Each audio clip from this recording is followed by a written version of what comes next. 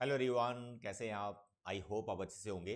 और अच्छे से तो होंगे और साथ में अपनी पढ़ाई बड़े ज़बरदस्त तरीके से कर रहे होंगे, क्योंकि भाई जुलाई मंथ का ये एंड चल रहा है। टुडे इज़ 29 जुलाई जब मैं ये वीडियो बना रहा हूँ, 2 दिन रह गए हैं। उसके बाद आपका अगस्त मंथ आ गया है। मैं आपको यहाँ बता दूँ कि अगस्त मंथ में आपने खूब डट के मेहनत करनी है।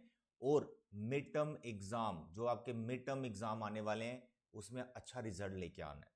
उसे प्रॉमिस करो कि मिड टर्म एग्जाम में आप बहुत अच्छा रिजल्ट लेके आओगे। आपके साथ जो भी हुआ प्री मिड टर्म में, उसको पीछे छोड़ दो, उसको भूल जाओ। सिर्फ और सिर्फ मिड टर्म एग्जाम पे ध्यान दो और पूरा अगस्त मंथ डट के मेहनत करो। कोई डाउट, कोई प्रॉब्लम, कोई क्वेरी, कोई क्वेश्चन, कुछ कुछ भी आपको प्रॉब्लम रहता है, आप मुझे कमेंट करो, मैं आपको बताऊंगा मिड टर्म की तैयारी कैसे करनी है। और मिड टर्म के लिए सिर्फ और सिर्फ आपके पास अगस्त मंथ है। हाँ, 15 या 10 डेज का आपको टाइम मिल जाता है सितंबर मंथ का, लेकिन उसमें भी थोड़ा हौच पौच रहता है। लेकिन आप अगस्त मंथ मान के चलो कि फुल डेडिकेट होके आपने अगस्त मंथ में मिड टर्म की तैयारी करनी है। 5 to 6 सब्जेक्ट आपको प्रिपेयर करने होते हैं। टाइम कम है। 50% से ज़्यादा सिलेबस स्कूल आपको पूछता है मिड टर्म एग्जाम में। आप जितनी भी एक्सटर्नल फैक्टर्स हैं जिनसे आप थोड़े से, मतलब जिनमें आप उलझे हुए हो, लाइक सोशल मीडिया या मोबाइल फ़ोन आपसे छूटता नहीं है, it is my request, please please, it is my request, 1 month के लिए प्लीज़ उसको साइड पे रखो। आप सिर्फ और सिर्फ अपने बुक्स की तरफ चले जाओ और 1 महीना आप डट के मेहनत करो। मैं आपको इस चीज़ की गारंटी देता हूँ, मिड टर्म एग्जाम में आप बहुत अच्छा परफॉर्म करोगे। राइट? ये मेरा सजेशन था। बट आज का जो टॉपिक है that is basic mathematics and standard mathematics. ये क्या है, इनमें बेसिक डिफरेंस क्या है? अभी आप शायद इनमें चॉइस कर रहे होंगे कि आपको बेसिक लेना है या स्टैंडर्ड लेना है। तो अगर आपके कोई डाउट है, इस वीडियो के बाद वो डाउट सारे क्लियर हो जाएंगे। फिर भी कोई डाउट बना रहता है तो आप मुझे कमेंट करें, मैं आपके डाउट पे एक वीडियो बना दूंगा स्पेशल कि यार इसको ऐसे करना है। ठीक है? सुनिए, सबसे पहले basic mathematics and then standard maths. क्या होता है ये? सबसे पहले बच्चों के माइंड में ये रहता है, सर इन दोनों में बेसिक डिफरेंस क्या है? अगर मैं बात करूं क्वेश्चन पेपर की, क्वेश्चन पेपर जो आपको फाइनल बोर्ड एग्जाम में पूछा जाएगा, नो डाउट जो बेसिक मैथमेटिक्स है as compare to standard mathematics, basic का जो पेपर है थोड़ा इजी होता है। अब इजी का ये मतलब नहीं कि मैं स्टैंडर्ड को डिफिकल्ट बोल रहा हूं, ऐसा कतई नहीं है। स्टैंडर्ड पेपर भी इजी होता है, जिसको आप मॉडरेट भी कह सकते हो। और ये कितना बेसिक से, मतलब डिफिकल्टी लेवल में डिफरेंस क्रिएट करता है? महज 10 मार्क्स मैक्सिमम। 5 to 6 मार्क्स तो होता ही है। इजी बेसिक है तो स्टैंडर्ड 5 to 6 मार्क्स आपको मॉडरेट पूछा जाता है, डिफिकल्ट फिर भी नहीं होता।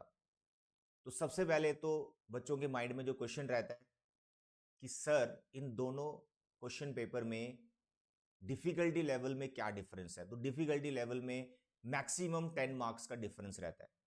दोनों का पेपर लेवल सेम होता है। स्टैंडर्ड में 10 मार्क्स के क्वेश्चन लगभग ऐसे होते हैं जो थोड़े से बेसिक से हटके होते हैं, यानी इनमें थोड़ा सा आपका दिमाग लगता है, थोड़ा ट्विस्ट करके क्वेश्चन पूछे जाते हैं। बेसिक में एक भी क्वेश्चन ऐसा नहीं होता जिसमें ट्विस्टेड किया होता है, बिल्कुल स्ट्रेट फॉरवर्ड क्वेश्चंस होते हैं, सभी बच्चे इसको बना लेते हैं। Is it clear? तो your first question, your first doubt is question paper से रिलेटेड, सर पेपर कैसा होता है? बेसिक का पेपर इजी होता है, स्टैंडर्ड का पेपर भी इजी होता है, लेकिन जो स्टैंडर्ड का पेपर होता है उसमें 10 मार्क्स के क्वेश्चन ऐसे होते हैं जो थोड़े से घुमाए होते हैं, जिसमें आपको सोचना पड़ता है। क्लियर है? This is first question. Clear है? सेकंड, सेकंड में बच्चा कहता है इजी है तो मैं बेसिक ले लूं, स्टैंडर्ड में 10 मार्क्स का मैं रिस्क क्यों लूं? नो नो, ऐसा नहीं करना। मैं आपको एक चीज बताऊं, जब 10th क्लास का रिजल्ट आता है ना, ये मेरा एक्सपीरियंस कहता है, जब 10th क्लास का रिजल्ट आता है, वो बच्चे जिन्होंने ये सोचा होता है कि यार 10th में मैं ह्यूमैनिटी के साथ जाऊंगा जहां फिर मैं कॉमर्स लूंगा, उनका भी माइंड चेंज हो रहा होता है आफ्टर 10th क्लास रिजल्ट। वो सोचते हैं चलो यार नॉन मेडिकल ले लेते हैं। ऐसा वो क्यों सोचते हैं? क्योंकि उनका रिजल्ट बहुत बढ़िया आता है और वो कहते हैं यार नॉन मेडिकल की तरफ चले जाते हैं। नॉन मेडिकल 2 साल करते हैं, नहीं कुछ बना तो फिर हम आफ्टर 2 इयर्स चले जाएंगे ह्यूमैनिटीज या कॉमर्स में। तो ऐसा माइंड हमने बदलते हुए देखा है, इसलिए आप ऐसा मत सोचें कि ये इजी आता है तो हम इजी ले लेते हैं, मार्क्स आ जाएंगे। यहाँ पे थोड़ी सी प्रॉब्लम हो जाती है जब आप 11th क्लास में पहुंचते हो। अब 11th में क्या प्रॉब्लम होती है वो आपको मैं समझाता हूँ। मेरे प्यारे बच्चे ध्यान से सुनो, जो बच्चे बेसिक मैथ्स लेते हैं, बेसिक मैथ्स ध्यान से समझना, जो बच्चे बेसिक मैथ्स लेते हैं वो क्लास 11th में नॉन मेडिकल नहीं ले सकते। अब नॉन मेडिकल से मेरा ये मतलब है, नॉन मेडिकल में आता है कोर मैथमेटिक्स, तो वो बच्चे कोर मैथमेटिक्स ऑप्ट नहीं कर सकते हैं, जिसमें ट्रिग्नोमेट्री होता है, जिसमें कैलकुलस होता है, वो वाला मैथ्स वो बच्चे नहीं ले सकते जिन्होंने बेसिक लिया हुआ है। बट फिर भी अगर आपका माइंड चेंज होता है तो आपको एग्जाम देना पड़ता है फिर से स्टैंडर्ड का, उसको पास करना पड़ता है। 2 महीने का आपको टाइम मिलता है, 2 महीने में प्रिपरेशन करो, फिर से एग्जाम दो, अच्छे मार्क्स लो स्टैंडर्ड में, तो आप नॉन मेडिकल ले सकते हो। ये सेकंड पॉइंट इज व्हाट, जिस बच्चे ने बेसिक मैथ्स लिया है वो क्लास 11th में नॉन मेडिकल नहीं ले पाएगा, मतलब कोर मैथमेटिक्स के साथ वो नहीं जा पाएगा। Is it clear? और जिस बच्चे ने बेसिक ही लेना है तो वो मेडिकल की तरफ भी जा सकता है, मेडिकल स्ट्रीम भी ले सकता है, एंड वो कॉमर्स भी ले सकता है। और कॉमर्स के साथ अगर आप मैथ्स लेना चाहते हो और 10th में आपका बेसिक था, तो मैं चाहता हूं कि आप मैथ्स लो, लेकिन कोर मैथमेटिक्स कभी मत लो, क्योंकि जो कॉमर्स के स्टूडेंट्स हैं उनके लिए अलग सब्जेक्ट इंट्रोड्यूस कर दिया गया है सीबीएसई द्वारा, दैट इज अप्लाइड मैथ्स। जो बच्चे डिसाइडेड है जिन्होंने कॉमर्स लेना है वो 100% बेसिक मैथमेटिक्स के साथ जाओ, और क्लास 11th में अगर मैथ्स में इंटरेस्ट बनता है तो वो अप्लाइड मैथ्स ही लेंगे, कोर मैथमेटिक्स में उनका कोई रोल ही नहीं है। और जो बच्चे मेडिकल वाले हैं वो कोर मैथमेटिक्स नहीं ले पाएंगे, क्योंकि उन्होंने क्लास 10th में बेसिक लिया होगा। मैं फिर से इस चीज को समझा देता हूं, अगर आपने क्लास 10th में बेसिक लिया तो आप क्लास 11th में मेडिकल स्ट्रीम में जा सकते हैं, आप कॉमर्स स्ट्रीम में जा सकते हैं, नो प्रॉब्लम। मेडिकल में चले जाओ, कॉमर्स में चले जाओ, नो प्रॉब्लम, आप बेसिक के साथ इन दोनों स्ट्रीम में जा सकते हो। लेकिन जिन्होंने बेसिक लिया है और वो नॉन मेडिकल के बारे में सोच रहे हैं, नॉन मेडिकल में आपको कोर मैथमेटिक्स पढ़ना पड़ता है, तो ये वाला आप कोर मैथमेटिक्स नहीं ले पाएंगे अगर आपने बेसिक लिया हुआ है। Is it clear? नाउ जिन बच्चों ने स्टैंडर्ड मैथमेटिक्स लिया हुआ है, जिन बच्चों ने स्टैंडर्ड मैथमेटिक्स लिया हुआ है, स्टैंडर्ड मैथ्स, उनके लिए क्लास 11th में कोई भी प्रॉब्लम नहीं है। वो क्लास 11th में मेडिकल लो, कॉमर्स लो, ह्यूमैनिटी लो, नॉन मेडिकल लो, कौन सा मैथ्स लो, मेडिकल कोर मैथमेटिक्स लो, अप्लाइड मैथमेटिक्स लो, नो प्रॉब्लम। जिन्होंने स्टैंडर्ड मैथ्स लिया उनके लिए कोई प्रॉब्लम नहीं है आफ्टर 10th क्लास। क्लियर है? बेसिक वालों के लिए बस एक छोटी सी प्रॉब्लम है, वो कोर मैथमेटिक्स नहीं ले सकते। अब यहां पर मैं एक इंपॉर्टेंट पॉइंट आपको बता दूं, जो भी बच्चे यहां पे बेसिक मैथ्स लेते हैं, बेसिक मैथ्स लेते हैं, वो कोर मैथ्स नहीं ले सकते क्लास 11th में, ये समझाया मैंने। लेकिन सीबीएसई पिछले 3-4 साल से अप टू 3 to 4 ईयर्स, मतलब कोविड जब आया था तब ये स्टार्ट हुआ था क्या करना है क्या नहीं करना, तो 3 to 4 ईयर्स में ऐसा हुआ है कि बच्चों ने लिया बेसिक मैथ्स, क्लास 11th की जब बात आई तो वो कोर मैथ्स नहीं ले सकते, बट सीबीएसई ने एक सर्कुलर निकाल दिया कि बेसिक वाले भी कोर मैथ्स ले सकते हैं।